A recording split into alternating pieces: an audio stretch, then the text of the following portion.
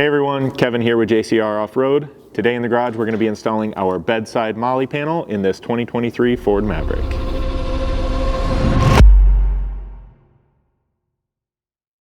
So how you start your install is really going to vary just a little bit depending on how your Maverick is configured. So the way we see it here, we're going to have to remove this plastic bed liner panel here from the side and mark and drill some holes in the plastic so that we have mounting provisions for the panel.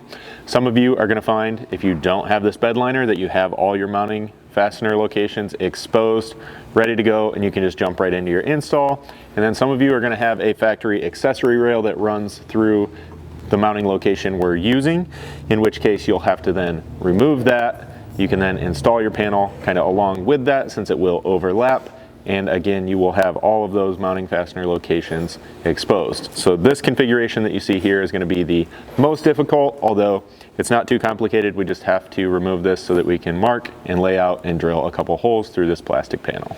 To do that, you're first going to need a T30 Torx socket, and you're going to have to remove the 3 factory tie-down hooks that you have inside of here. So one up front and 2 here in the back. This bottom one has fasteners running toward the rear, and the rest of these just run out into the side.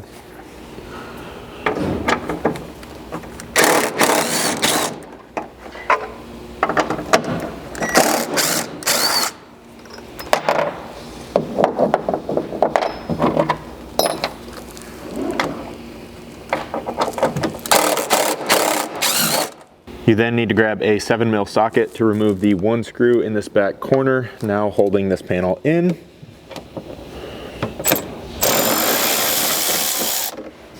From there, the only thing holding the panel in is just the little bit of overlap that it has between the bottom edge here and the raised ribs of the lower bed panel. So you may need a plastic pry tool to help you get this up and over those ribs so that you can get it removed.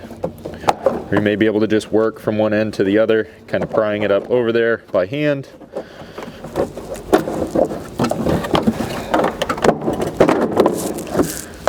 But you can see there, once it comes free, it's pretty easy to just slip kind of in toward the center and out of the vehicle. So with all that out of the way, the 2 holes you see up here are those factory hook mounting fastener holes, and then you have 4 more that you'll find along this kind of recessed area that we need to mark out and drill in that panel. The easiest way we found to transfer those is just to take some blue painter's tape or whatever tape you have available. We're just going to lay this out kind of roughly centered in this area. We're going to pull it all the way along to the back and tear it off back here, hopefully long enough that you can catch that last hole. Try and keep it nice and centered in here if you can. And then we're going to press it down to where we can feel each of those hole locations.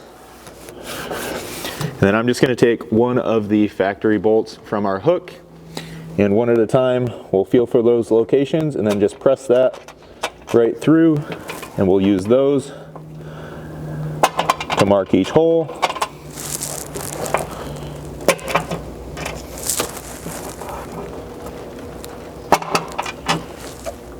And then you want to mark out these 2 front holes as well,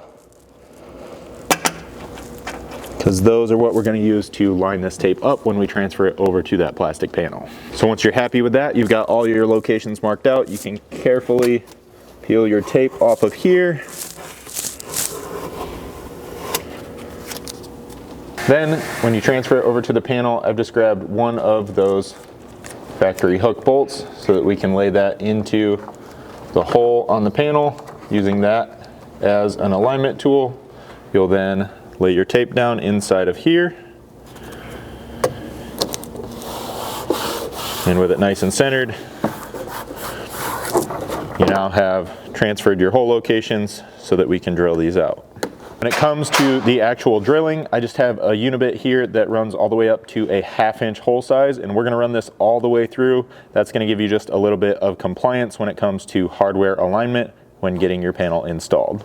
So again, we'll do that at all 4 of these new hole locations.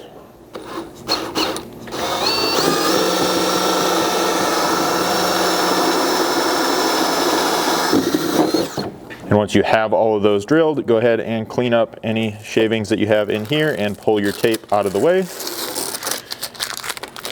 And we can now snap this panel back into the bed side of your truck. As you're snapping this back in, just make sure that you're getting everything tucked back in under the factory rail.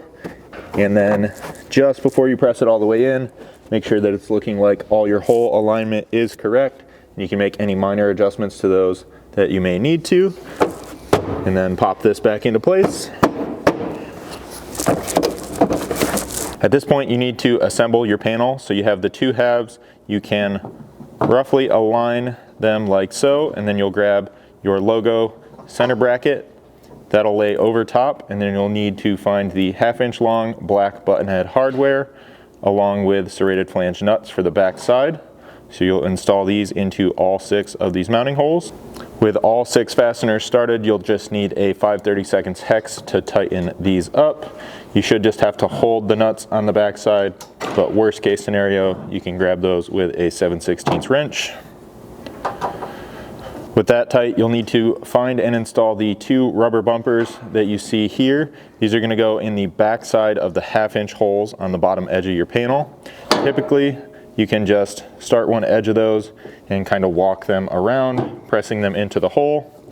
If you're having any trouble with that, you can sometimes grab this side with a small pick or even add just a little bit of WD-40, and that will help those kind of slide into place there. We can then move back over to the bed side here.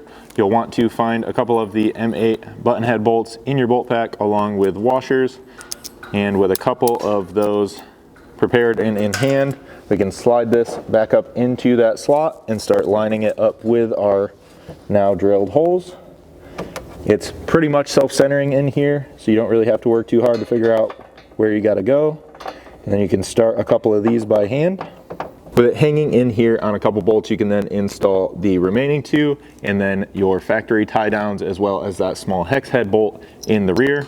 On these front tie downs, you just want to make sure to flip them so that the hook is up so that it's actually functional and useful and not interfering with the flange on the panel here. And those will reinstall with factory hardware. With all of that hardware loosely installed, the only additional tool you're going to need is a 5mm hex to tighten your new M8 button heads across the top here. And then you can go ahead and just tighten everything up at this time.